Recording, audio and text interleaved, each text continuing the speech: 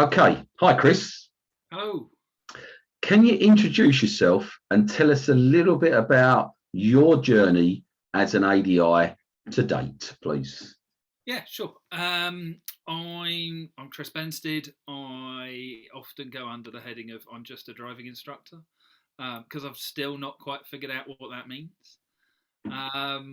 And yeah, I co-founded the Driving Instructor and Trainers Collective. Is the most recent venture, which is a signposting platform for the driving instructor industry. I started the first Facebook group for driving instructors, which we are hopefully now shared onto. And that was being in the right place at the right time. And I've tried to do as many different things inside of the job as I've been able to. You know, that's always been my aim. I get bored easily. I was recently watching somebody talking about their ADHD and kind of sat there going, maybe I should get assessed. Because all the things they described, including the fact that, things like tax returns, there's a deadline. Can't do it until the deadline. Why would you do a pre-draft for something? Or why would, all of those things are things I've always struggled with. Mm-hmm. And I think, that's probably why I love being involved in lots of different stuff.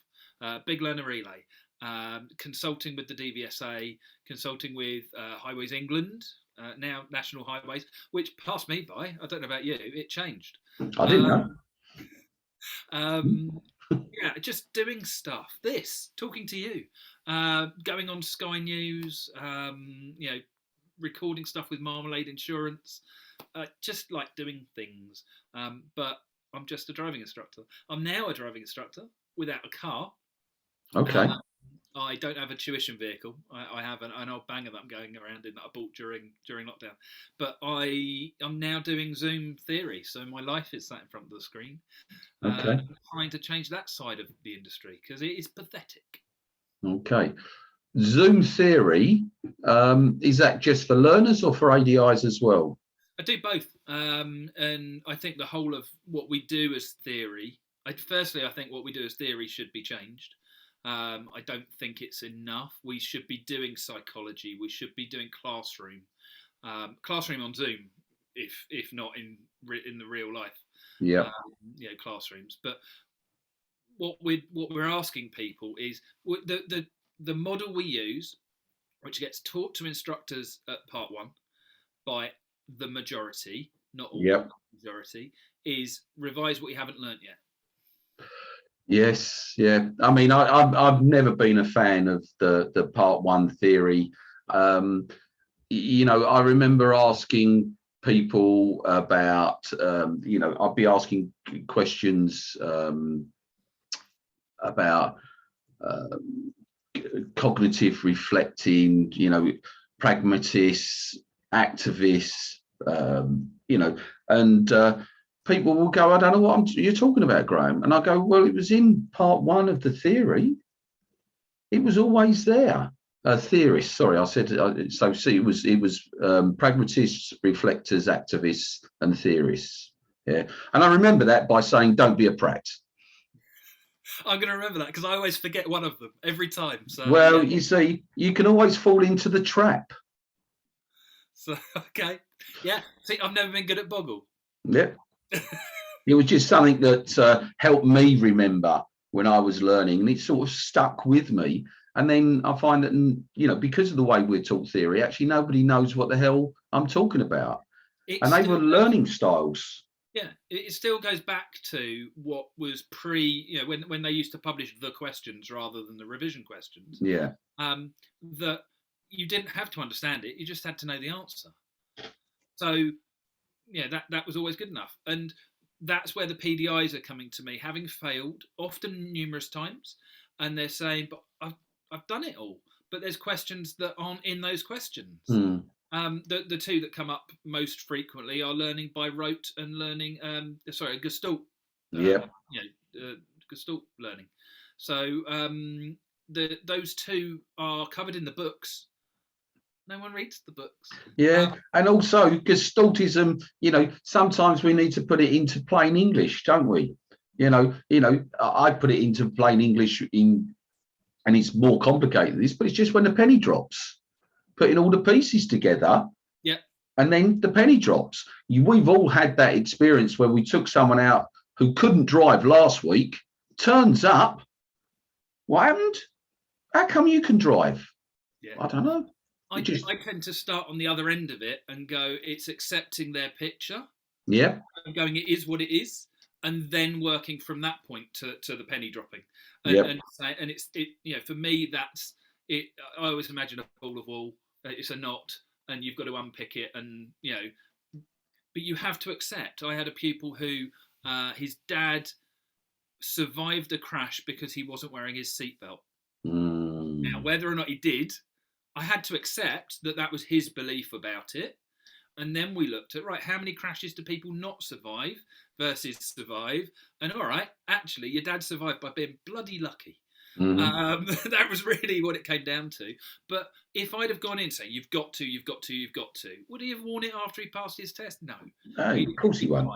Yeah. I mean, you're talking, obviously, to someone who's been trying to convert people into coaching to address those conversations with young people for a long, long time.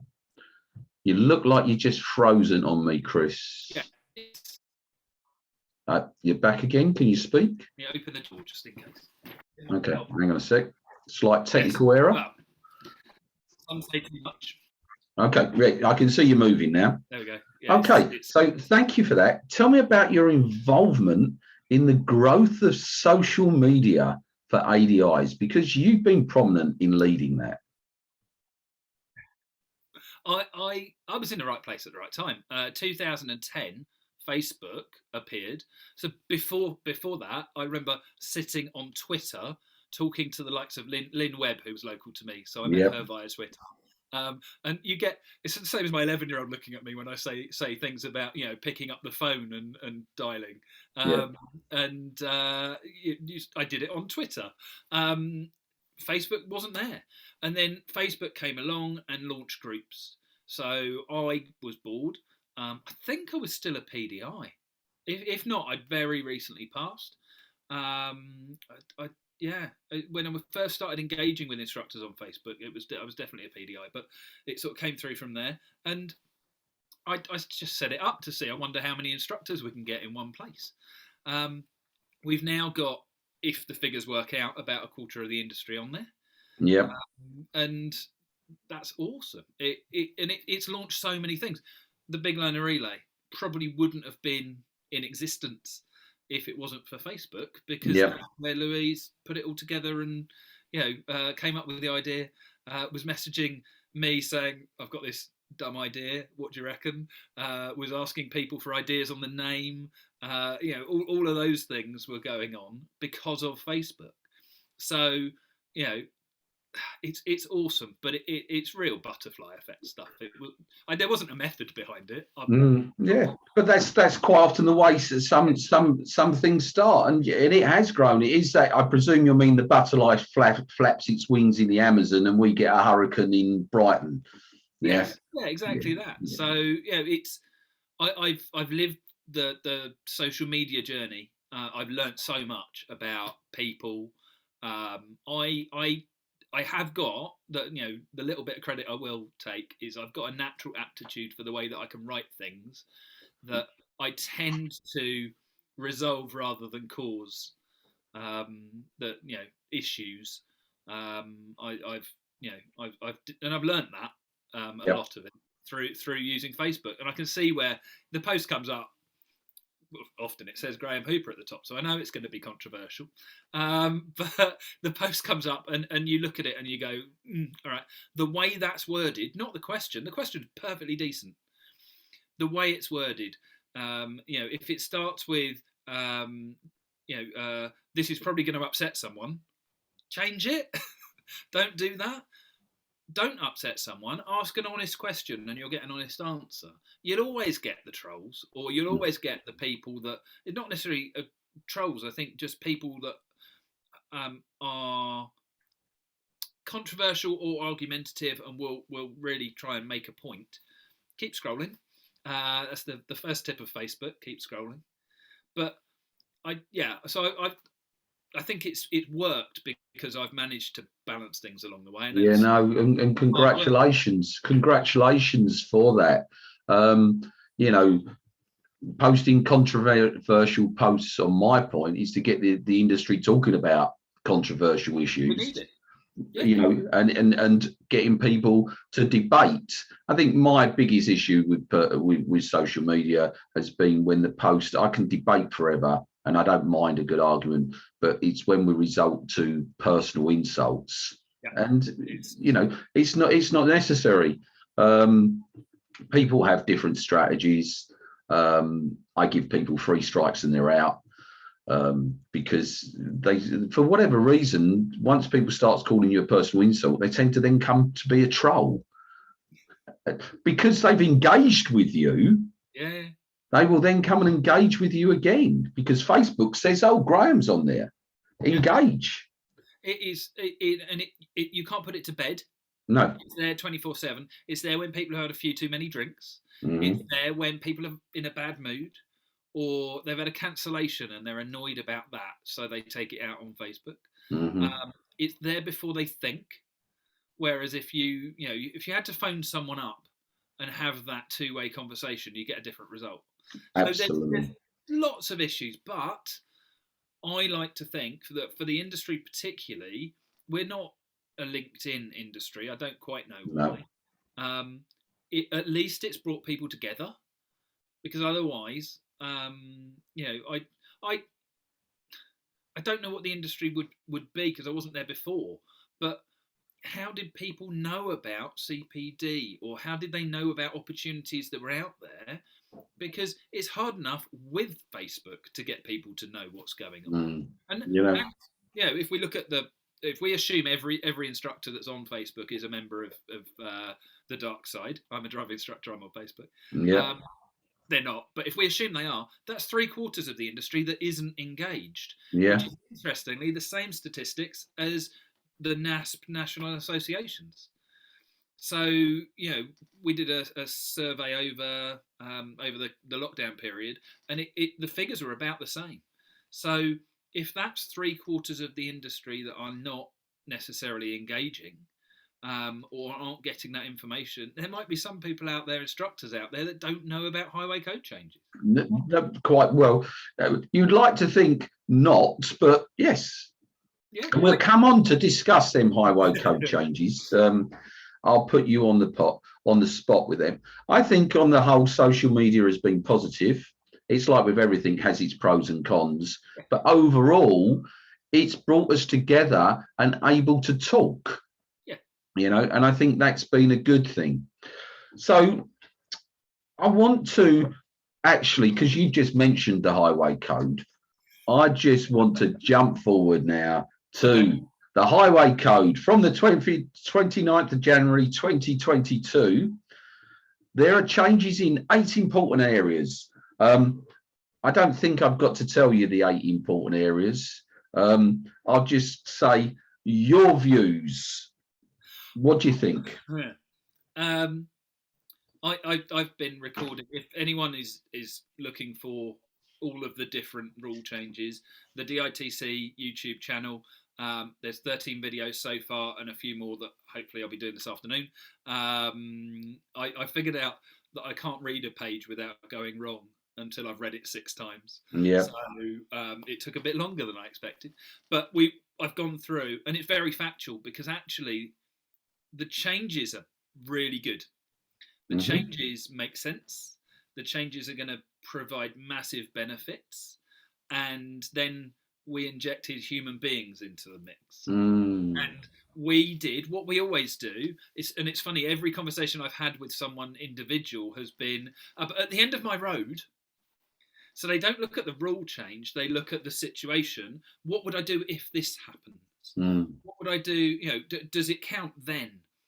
And actually, if you go back to my fundamental rules, which are don't hit stuff and be predictable, if you go back to that, it still makes sense and it works. Yeah. And actually, random stuff happens all the time. That's what driving is. That's what we're so good at. Yeah. And it comes down to a set of fundamental rules. So the fundamentals are great. I have no major issues with it. My concern is the human beings on two areas. One is we're making it ridiculously complicated. Yeah. Because that's what we do. Two, as a a father to an 11-year-old who I wouldn't necessarily trust crossing the road. He does on a daily basis on the school run, and if I'm ever there, I hold my breath. And knowing the stats as well, that people under the age, I think the recent study was 12 years old, might even be 14, but Yeah. it was that they're not processing that time and space thing. Yep. So that's a concern for me, that we're sort of saying, it's interpreted that way, walk out in front of cars. So we need to make it really clear that we're not saying that. We're saying we've asked the cars to help you out. Yeah. As long as they are, it's a bit like if you get lost, look for a policeman. Yeah. It's that kind of rule. It's going, right, there's strangers which are dangerous. Policemen probably aren't. I've always taught him, look for someone who's got kids with them. Either, they're a parent, so they will understand, or they've got a collection of kids, so out of them, you're never going to be the favourite anyway. Yeah. So, it's, I think that it's a good set of rules. I think I would agree with you. I mean, I think if we took driving away and put the situations into a supermarket, where we're looking after vulnerable people in the supermarket and we're sharing that space, no one's got a problem. Yeah, don't hit them with a shopping trolley. Yeah. Well, yes. If you're stocking the shelves, then you should give way to the other people because they're walking around and pushing trolleys around. It makes absolute sense. And if you're delivering in an HGV, look out for all the others. And, for me, it's care, courtesy, consideration, and what we've always taught, which is A&A, awareness and anticipation of the actions of other road users. It's never changed. I can't see it's changed. The only thing I think people get mixed up with, and you said something there, and I thought, okay, I'd like to just ask you about this. You said rules. Yeah. And there's the highway code is a book of rules, but also a book of guidance. Yes. And the rules are must and the guidance is should. Yes. And people I see at the moment currently can't differentiate between shoulds and musts, rules and guidance. Yeah, I think I deliberately, I'm in the habit of making that very grey because of the way that I teach. I do the theory because it works better, and I do it on the practical. I start from a rules approach. So the rules are these, and then the exceptions are these. So I suppose I go with rules and laws. Okay. Because I think all rules need to be flexible. Yep. I think it's as so often, and this is what causes problems, an individual's interpretation of a word. What does it mean to you? The lovely Johnny Greaves from Nuneaton, a conversation I've had with him a lot. We've got a bit of a north-south rivalry, very friendly one going on, because I struggle to understand what they say. And if you talk to someone up there, they will call you pal. If you talk to someone down here, they'll call you mate. If they then get angry and get annoyed, it tends to switch. So if he comes down here and someone starts calling him pal, or if he's talking to someone from down here and he's calling them pal, sometimes you get a different response. And it's just something that I've noticed. And it's not black and white. There's differences, but it seems to be a bit of a switch. And I think it's that thing of, what does the word mean to you? So if you use a word which is not, the meaning's not the same, then it's really hard to get to the right conclusion. And this is linking the two together. This is my issue with the DVSA theory test. Yeah, I think the words don't make sense. Yeah, I think the highway code, anything I do with the highway code is generally, that's the first word, generally, because there will be exceptions to the rules. There will be exceptions to the guidance. So it's generally. and then it's helping people helping people make decisions, which is really, really a number one priority in teaching people to drive, decision making. Yes. And so I suppose moving forward, and I'll come back probably to driving tests in a moment, because we've got the changes to the highway code happening, and there's been, debate and uproar. We're all getting rear-ended shunts, and there's carnage and blood all over the road as we kill and maim pedestrians and cyclists and mobility scooters. Reminds me of Road Race 2000. I think that there was a film. Yes. And you got points for that back then, but not points on your license, points on the scoreboard. Quite a sick film, really, when you reflect on Armageddon. it. Yes. So there's now a oh, excuse me. Okay. I did a test this morning. I'm negative, hopefully still. There's now a consultation on making it a requirement for instructors to display their badge. Full stop. A legal requirement. Yes. What's your views? I don't have a major issue with it. I saw it coming. I think we all did. With the tip changes and the measurements of different criteria of whether you're going to get status check.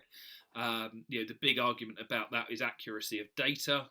Best way for them to make data accurate is to make sure there's a badge in the window. So you can't hide, you can't avoid it.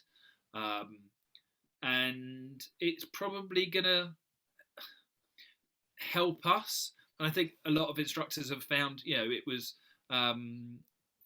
sugarcoating something that we didn't really like, which was having to say no to people that were the 50-50s, and they genuinely exist, and they're difficult, and there's a personal story.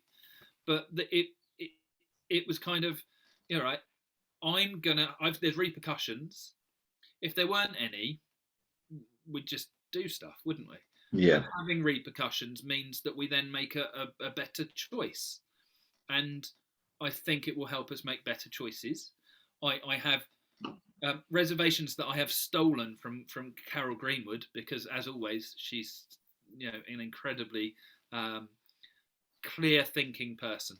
Systems are Carol's thing, and I think in exchange, what we would like is that data to be be accurate. So yeah. Badge in the window, they've got no excuse for the inaccuracy. So I want it to be accurate, because then it's fair. Yeah. I'm not big on the word fair, but because I think there's a better argument to be had than fair. But actually, if you're going to judge us on it, let's all start on an even playing field. Yep. And I think we want to be able to check it. So if we can get copies of past certificates, but past, what was a DL25? I don't know what the designation is now, but the report form. There's no reason that they can't send that to 2 addresses, especially if they're taking our badge number. That's possible. I refuse to accept computer says no, even a government system. And then the other one, which is difficult, and I acknowledge the difficulty, I want to be able to claim tests in advance, not after I know if they've passed or failed, but I want to be able to claim tests that I haven't been able to go to. Because either I've got two booked, or I've worked really hard with that person, but I can't make the test because of other stuff, and I'm supporting them. I want to be able to claim it, even if we end up with that as a grey figure. We have the black and white were the ones you were present for, because then at least we can say, all right, you're saying that with these figures, but if you include the ones that I supported, actually, I'm doing a really good job. And then we can have some accurate data to work with. I'm just laughing at how many Part 3 passes then I could get accredited with all over the country, and not ever, but regardless, I think with that, there is one other thing that with the badge going in the window. The DVSA say we also want to make learners and their parents aware of what to look for when they're looking for an instructor and how to check if their chosen instructor has been approved by us. Reading between the lines, there's no mention of this here currently. Does that mean they're going to publish pass rates? It's already been hinted at, hasn't it? Yes. It's been, that this is the figure we're going to judge you on, and we value that figure. I'm not a fan of that. I think there's much better things that they could be judging on. Mm-hmm. I also think that actually that puts the focus on the driving test. Yep. And I thought we were all on the same page of moving away from that. I appreciate the DVSA is the minimum standards agency. That's their job. That's not a criticism. It's a recognition of their job. They're testers, not trainers. Yeah, it's about minimum. So it's hard for them not to focus on the test. And actually, I thought they've been doing a reasonable job. A move towards client-centered, a focus on what's needed in the moment. So I'm disappointed with that as a concept. I don't see the benefit of making it public. I think sometimes it's targets, isn't it? The average test pass, and this is for everyone, between April 2019 and March 2020 was 45.9. That was for all of us chucked in together, private runners as well. So that's 46% for argument's sake. The DVSA say their target is for all ADIs to be 55%. Do you think that's reasonable? Is it too high, too low, or about right? Can we call ourselves professionals if we accept 55%? I'm just hanging you out to dry, Chris, basically, because me personally, I would. I think, I think the problem that we have is not all test centres are equal. Yes. Yeah. I trained in North London originally with test centres. Wood Green had a pass rate, I think it was around just under 25%. Winchmore Hill was 33%. Chingford was 35%. Barnet was 38%. Yeah. Exceptionally low pass rates. Lots of reasons for it. I came to Ashford in Kent. The pass rate here was 50%. Now, what was good for me is when I was an ADI in North London, my pass rate was virtually double that. But if you think that means for Wood Green, I only achieved 50%, it's not that great. But it doubled for virtually doubled. My pass rate was virtually double for every of those test centres. Mm-hmm. Then I came to Ashford, and the traffic conditions when I came here were completely light. I was still teaching to the same standard. And all of a sudden, I can't buy a fail. Yeah, my pass rate's hitting 90%. Is that because my standard was high for teaching in North London? Was completely different to teaching in Ashford in Kent, completely different environments. And I think that doesn't take that into consideration enough across the board for ADIs. And the people changed as well. And as you say, so many variables.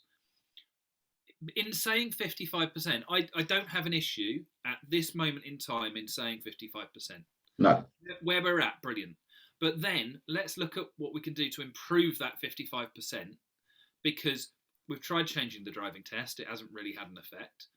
COVID worked quite well because we got experience, and then experience meant people drove better. It's odd that, because a lot of people have been saying that for years. So that, which then pushes us into numbers of hours and looking at what Australia's doing at the moment. Graduated licensing, we're back in that ballpark. Yeah. Isn't a bad thing. Yeah. Depends what they do. Yeah. If we put in a minimum number of hours for driving instructors, then we're going to end up with people doing the minimum hours. Yeah, and they're not going to get anywhere near the minimum hours. I mean, the DVSA quote that the average lessons for pupils is 45 hours with a driving instructor plus 22 hours private practice. That's 67 hours. Would they go minimum requirement to learn to drive 67 hours? No. They'd probably do 10. Yeah. And then we're all in a really poor position because everyone would expect 10 hours. And anyone who thinks otherwise, I know instructors in Denmark. I needed to fill my lockdown with something. I've been speaking to some awesome people. Instructors in Denmark who've been really interesting talking to them. Theirs is a little bit different because half of their training is on a track. So they do half wet, half dry on the track, and then the rest of the train's on the road. People can take more. They don't, as a general rule. Norway, same thing. Looking at what Australia are doing with this graduated thing, they're looking at 100 hours. It's not going to be with instructors. No. Peter Twin will tell me, but it probably around that 10-hour figures actually is what he sees his average client for. And what is interesting, they've got instructors, trained instructors, qualified instructors that are doing examining, so you get someone else to do it. Yeah. So there's another option there. I have always been fairly pro privatisation, but yeah, we'll I mean, I don't know much about it's the keys concept in Australia. I know a little bit about it, but I've got quite a few friends out there who don't think the standards of Australian driving is very high. And when I've been out there, there is plenty of carnage on the roads. So I'm not sure.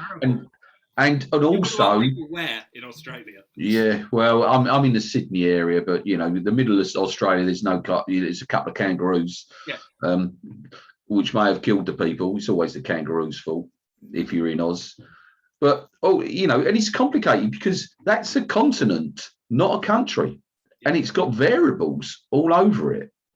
But I know they were experiencing issues at the time. Last time I was out there about 3 years ago, drink driving among young people. Yeah, that was an issue, and it was cultural. Yeah, and I think drug driving as well. But it's not just cultural, but as we know, it is connected to age. Mm-hmm. And we know that I think they've missed a trick. COVID happened, massive waiting list. Best thing we could have done, move driving to 18.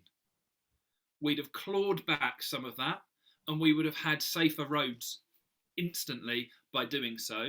Yeah. Yes, some people would have suffered, but if we look at 67 hours over, it takes about a year to learn to drive. So they could start learning at 17, but you're not allowed to take your test till 18. Yeah, I think that's a reasonable suggestion. I don't think it's a vote winner. That's the problem. No. I'd like to come back to the highway code, the DVSA consultation, and then finally the standards check. Mm-hmm. Because I don't know if driving instructors are aware of this. The top 10 reasons for failing a driving test. Number one is driver error. Not making effective observations at junctions. Number two is not using mirrors correctly when changing direction. Bearing in mind, if we're going back to the changes of the number one reason people were getting their knickers in a twist is about pedestrians at junctions, do you think that this would have a knock-on effect to more effective observation at junctions, better use of mirrors linked to that, because they're the same thing in some respects? It's effective observations all round. Do you think because of the changes, it will raise awareness? Yes. I always think with those reasons for failing, no one's asked why. Yeah, I do, yeah. It's fault identification, it's symptoms, not causes. Yeah. And actually, why are nervous, young, generally, people failing when they're under pressure? That narrowing field of vision, fight or flight kicks in, they stop mirror checking, they're trying to deal with what's in front of them or even what's in the car with them. So I don't think the two are necessarily a very good comparison. But I do think, because my own driving has been affected, because I've been going out looking to go, right, like all instructors, I think, where are the problems? And then we have to, and I don't like doing it, but how is an examiner going to look at that on test? Oh, I want to come to that in a minute. Because that's the bit we haven't got control over. Now, I'm actually looking at it like that. I don't take people to test, because I'm being asked that question. What do you think the DVSA are going to say? What I know what they'll do, they will risk assess the situation. But that means we're dealing with an infinite number of situations, which is why we have a rule book. And it's why we have a standardized approach. So what we're actually doing is going, where are our standardized approaches going to be causing problems? So we're not looking at the test. We're looking at the situations out there, and we're saying, all right, how's that going to get judged? Now, after they pass, it's going to be much more, how's it going to cause a knock-on effect that's going to be a problem? But I don't like ignoring the driving test. Okay. Well, my view, Chris, nothing changed. There's four things: the presence of following traffic, your speed on approach, the visibility and actions of the person waiting to cross, yep, and whether it was clear the person intended to cross. For me, they and that's what the DVSA have said, but they all sound very reasonable to me. Yes. I'd like to know what the examiners are saying. Yeah, well, I think the examiners will have, as I quote Mark Twain, a bedding in period. Okay. That's as far as I know. They will be asking themselves, what might they have done in the same circumstances? Yeah. Whether the actions of the person walking were reasonable and could be anticipated, and the presence of other road users nearby. So I don't think anything's changed. As I approach a junction and I can't see into it, I'm traveling at a speed I can stop if there's someone in the road when I turn. If that's the case, people behind me must be traveling at the similar speed because I've managed them into that road. Which is, yes, 100%. And I believe, genuinely believe that actually that's where we're at, and I think it'll be fine. Yeah. But we then want to make sure it is. So we want to ask questions. And the two questions that I have, which I would just like, I know what I think, but I would just like to know what the DVSA are thinking to make sure we're on the same page, is traffic lights without a pedestrianised control. So if that light goes green and I'm then going, if there's someone waiting to cross, am I expected to be giving way? If they're going to walk out, definitely. But actually, if they're just stood there, is that... What would you, I suppose my question to you is, if you were that pedestrian, what would you expect to happen? If I was the pedestrian... and the traffic lights went to green for the cars, what would you expect to happen? As a reasonable, informed pedestrian, I would expect the traffic to be going. However, I'd then be looking for the ones that are walking out. I'm just interested to know where the DVSA are on that same page with it. And then the other one is roundabouts, because I can see a knock-on effect to giving way. It would just be nice to know. And it is that thing of so to use the one that often gets quoted, turning left into a side road. If you drive over the pavement, is it fail or not on test? And there's 4 different outcomes to that. And we know that it depends on the risk. It depends on the assessment. From an instructor's perspective, don't hit the curb. They're the two differences. So that's why we want black and white. Well, you're not going to get black and white, because one thing we know about pedestrians crossing the road, where will they cross? Wherever they are. Wherever they like. Yeah. The one aim in life when teaching people to drive is that all vulnerable road users actually are in the suicide pact. Yeah. And their one aim in life is for you to kill them. Yeah. What you have to do is reverse that and make sure you keep them safe and look after them. I had a really interesting conversation because I'm still doing the odd person in who's got their own car, who's got a test coming up, and it's actually one that is going to Colchester, nowhere near me. Yeah, I know Colchester. Took a trip down there and went, oh my god, nobody signals at roundabouts. No. So they've seen that kind of the difference in different areas. It's been really interesting. But we were talking about animals because he lives in the middle of nowhere. He's got alpacas. And other animals on his land. So we were talking about animals on the country roads, and I'm a non-practicing falconer. I grew up doing falconry, so I know a bit about how animals behave and things.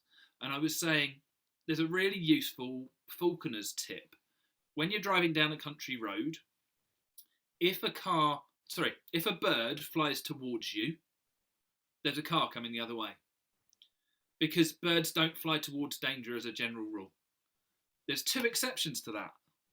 Pigeons and pheasants. Because they're too big and fat. They can't fly away quick enough from the fox or whatever's trying to catch them, so they fly towards it and try to get height. Makes sense. We then talked about other animals and how they behave. Foxes tend to go in a straight line because they're a predator, whereas deer, deliberately random. We then looked at how that relates to human beings. You get all four of those different types. You get the ones that go in a straight line because they can see the danger and they want to get the shortest possible risk. You get the ones that are erratic and all over the place. You get the ones that do the opposite of what you thought they were going to do because they're slightly mad. And that's what we're dealing with when we're dealing with people. And as you say, it then goes, you have to work to, they're going to be unpredictable. Having taught a lot of people who are on the autistic spectrum, if I go in with no rules, I think it goes for everybody, but I think it's magnified by ASD. If I go in with no rules, they struggle. Mm-hmm. And roundabouts are a perfect example of that. It's a multi-tiered system, multi-layered. So you've got to kind of work out each of those layers, starting with on paper, then give way to the right, then they give way to their right, and then the time factor. Do you want to put a post on Facebook about roundabouts in your group? I've written a few in my time. Yeah, and see if you get to over 500 posts answered differently. But the interesting thing, the majority of instructors I speak to, and I'm speaking to a lot at the moment, don't know that the roundabouts in the highway code changed prior to excuse me, it is catching. Prior to these changes, they changed. They got rid of the mini roundabouts. You don't have to signal off of a mini roundabout, and they said treat mini roundabouts like standard roundabouts. And the majority of people, majority of instructors, probably the public, haven't got a clue, but aren't aware that changes have been in there before. We're making a big song and dance because of the hierarchy. That's really what we're, the rest of it, it matches the theory test questions. It's already there. Good. Okay. I want to move away from that. I don't want to spend too much time on the next one because I've got a few questions I do want to ask before it's finished. Standards check engagement calls. Good, bad, or indifferent? Just want your opinion. I haven't had one. So I don't necessarily know. What I know is the feedback from other instructors that have, and that's not because I'm any good. It's because I don't take people to test and I'm on audit. Yeah. But the feedback that I've had has been that they've been really useful, and that it's opened people's eyes and they've seen what the examiners are seeing. Okay. Can I just underline that? Yeah. Does that mean the DVSA have done a good thing? I think they ended up there. Yep. Okay. Because I just want to remind us all that they don't get it wrong all the time. No. Excuse me. All right. I've got a few more questions and I think I'm going to have to stop. What's your feelings then, bearing in mind the standards check, the driving test and everything we've talked about, what's your feelings about continued professional development for driving instructors? I've never understood why people don't want to do it or don't see the value in it. I think we've been taught to them, this is the minimum standard and this is good enough because it's about passing tests. So I've always struggled to have the conversation without looking at people as if they're a bit mad. Because I really struggle. I want to be better at everything that I do. We own and run Better Driver Training, which came from us being better and trying to help other people be better. Because better is about improvement, and why would we not want to? And improvement driver training didn't sound nearly as good. So I struggle with that because I think if you don't want to do development, you're saying you were as good as you're ever going to be, and I can't work with that one. No, okay. I will strive to continuously get further into things, and I find it interesting. If you don't want to do it, find something that you find interesting. Yeah, I mean, I mean, obviously, being the number one provider of CPD to ADIs in this country, I'm all for CPD. The thing is, my view is, if things change, we usually would be a good idea to seek guidance and advice and training about the changes if you don't understand them. Is the issue then that we don't like people making money or selling? I don't think that's the case. I mean, it might have been the case when I first stepped up 10 years ago. I don't find that the case now. I mean, you know, I ran a webinar last night. Yeah. We had 100 people sign up. We had 50 show up, which is good because you only get 33%. Yeah. It was free. Yes, there is a sales and marketing idea behind it, but this is free advice, you know, and free information that we're giving to the ADI world about coaching and excellence in coaching and becoming a coach, whether that's within the industry or using it as a sideline outside the industry. Yeah. I just think sometimes that you can guarantee in the first 6 posts there'll be, well, someone's going to be doing a course about this next week. Yeah. And I tend to look at it and go, yeah, they should be, because the next 100 posts haven't got a clue. Exactly. So, you know, I'm all for it, but okay. I just wonder why. I don't get it. It doesn't compute. Fair enough. As the DITC, and you can tell us a little bit about that. And also I've got other letters, LGBTQ plus. So I've got DITC, and this is for a dyslexic, dyspraxic, LGBTQ plus. What does that all mean? And is what support and advice are you giving to your members? Yes. So the DITC, the Driving Instructor and Trainers Collective, which we are referring to as the collective to make life a bit easier. We just felt there weren't enough sets of letters inside the industry. We bring one more in. Yeah.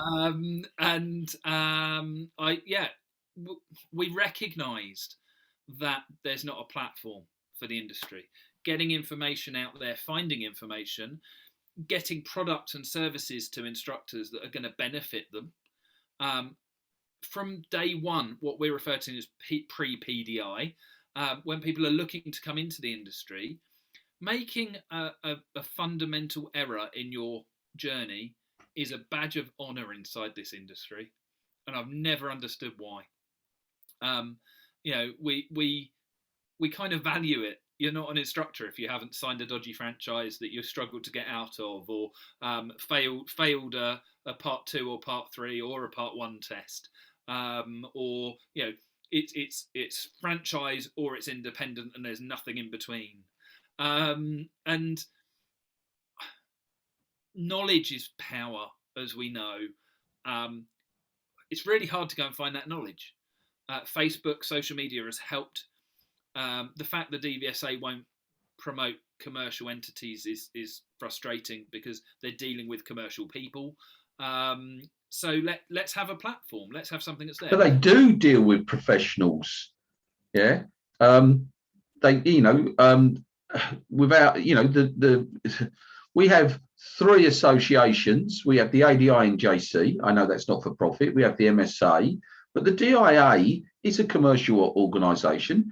So where's the level playing field? Yeah, and I think that's always been an argument. I think that especially when they're engaging with the PDI training, that's all commercial. And as long as you buy your audit badge, they'll talk to you. Or it isn't fair. But I just think it's also, when we're dealing with DVSA, that's on their terms and their level. We should be punching up here. Let's strive to be the best we can be. And let's not judge people when they don't know if we don't make it easy for them to find it. So that's where the DITC came from. That's what we wanted it to be. And it's taking its time. We're growing it. The website platform is free access to everybody to go and find information, and we're rapidly getting information on there. If you've got a question and it's not on there, ask us, because we've probably got it. It just takes time.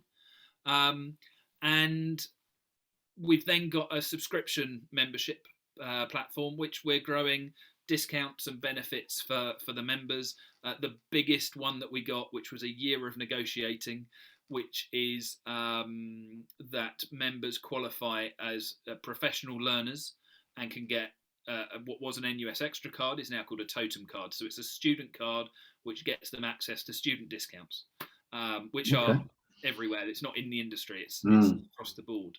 So they get that as a member benefit. Discount off of, you mentioned LGBTQ plus. We launched an LGBTQ plus friendly badge to show inclusivity. It's about the individual that you're teaching, to show that we're welcoming of whoever the individual is, and that we recognise that different people are different, which I think the majority of instructors do. Yeah. But it's nice to kind of make it known. So we launched that, and we're working with a company called the Queer Box, and members get a discount off of their course, which I recommend everybody does. Really simple course. It's explained beautifully, and none of it is about you. It's about your business. It's not about you. It's about the individual that you're teaching. So you don't need to have a particular view. It's about them and their views of themselves, which is awesome, because they do it incredibly well. So that's fascinating CPD for driving instructors, because if driving instructors don't think they're going to meet people from the LGBTQ plus, then they are. Yeah. And wouldn't it be good for people who have been brought up in a different cultural climate, to know more? I think that's because I'm 63. If you went back to my climate 50 years ago, there'd be skinheads out there queer bashing. It's not the world we want to live in. No. And things have changed, but there's still not acceptance. There's still it's a step beyond acceptance. It should just be standard. I have the he/him after my name, which isn't an issue because I fit into a recognised box. Okay. It's an invitation to other people to say, I don't, and thank you for acknowledging it. But yeah, it's just, that's what it's about. It's not a big political statement. It's not designed to offend anybody. The opposite. It's designed to educate and to just show that we want to do something different, and to acknowledge. Sorry, this is to acknowledge. I need to acknowledge we're not looking to be an association. We're looking to be something new. We recommend all instructors are a member of associations because I think being in having a united voice is really important. So we're working with the guys from the ADINJC, DIA, MSA, AADI, and any others that want to come along. We will happily support and promote what they're doing. Excellent. Now, I was going to ask you to do a sales pitch for the DITC, but I ain't bothering now, because that was a pretty good sales pitch for the DITC. So I think that's got me saying, well, maybe I should join. I need to know more. So I'm sure that people who have listened to that, Chris, will want to know more. Yeah, So, Yeah, you know, go to the when, website. yeah, when this is out there on Facebook Live, I suggest you put some links. Yeah, definitely. Yeah, if people have watched this, bless them. Yeah, if they want to, if they want to check out the website, it's the DITC, THEDITC.co.uk, and everything's there. Or message me. I'll happily point you in the right direction and answer your questions. Because if it's not right, it's there for you. Let's make it right. Okay. At this point, I'm going to say thank you, because you have given a real broad picture of your thoughts and your opinions about this industry. And for once, I can say to you, Chris, I was probably in agreement with you. Yeah. Snap it off the grab. Yeah, exactly. Because, but you know, I believe in giving people the option to air their views and their opinions. And as we said earlier, you know, that's what we should be doing, is giving people the chance to air their views and opinions, and so that we can listen to them. And then we can formulate our opinions. And if we never want to listen to them again, that's great. There's unsubscribe buttons and there's block buttons. Yes. Yeah, and just because you don't agree doesn't mean, sometimes it's nice to know what the other side's thinking. And also, I think you'd recognise this. You know, the journey, your opinions now to when you were first a PDI/ADI would have changed hugely. We might have had a few run-ins, what I've always said is, while I hold very, I've thought about what I think. So while I hold fairly firm beliefs, I will always listen, and I will change that opinion if I need to. I think, that's the first thing everyone should do. Yeah. Because if you're not doing it to the community and to the information out there, you're not going to be doing it with your pupils. Absolutely agree. We'll leave it at that. I'm going to stop the recording.